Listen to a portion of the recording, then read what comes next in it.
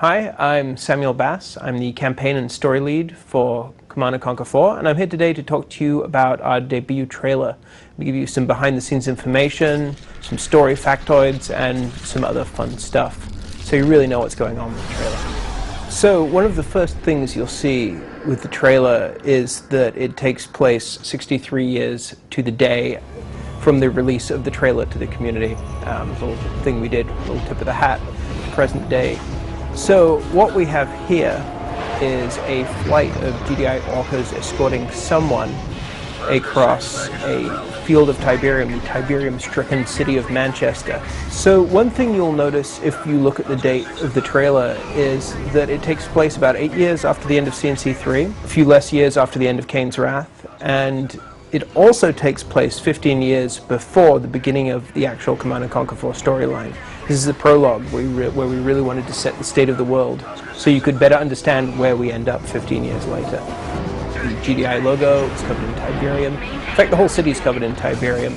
And if the GDI Council have set up their chambers in this Tiberium-stricken city, you don't want to see the state of the rest of the world. Things aren't good.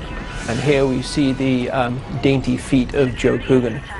Now, while this, within the context of the trailer, is the GDI Council chamber, where we actually shot this was a real location. This is the LA Times building in downtown LA, which both has great, creepy, kind of science fiction-y corridors, and also a spectacular Danish modern conference room that we really wanted to use, and that became the GDI Council chamber. So as you can see, these GDI guys are escorting some mysterious figure, who, if you haven't worked out by now that it's Kane, you probably should have.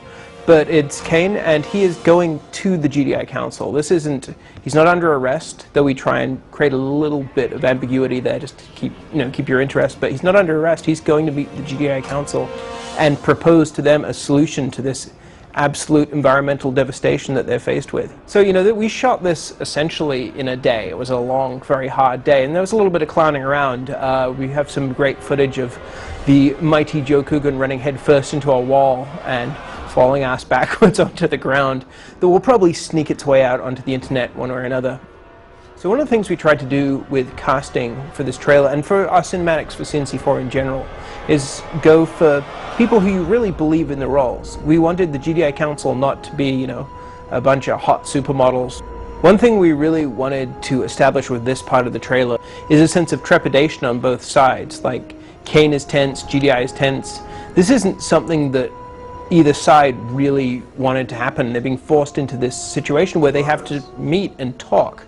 And so we really wanted to sell GDI being nervous, being unsettled, some people really not being happy with the way things are going. So what you see here is the Tacitus, which has been in every CNC game since Tibb's Son.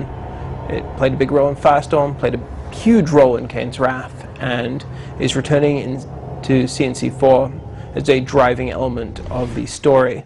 What you might not know about the Tacitus is, beyond being a lexicon of alien knowledge, it's also a light bulb with a piece of tape on it that's stuck to Joe Coogan's hand. We did a little bit of movie magic. He's not really holding a glowing ball, and in fact, if you look closely, his hand's actually CG.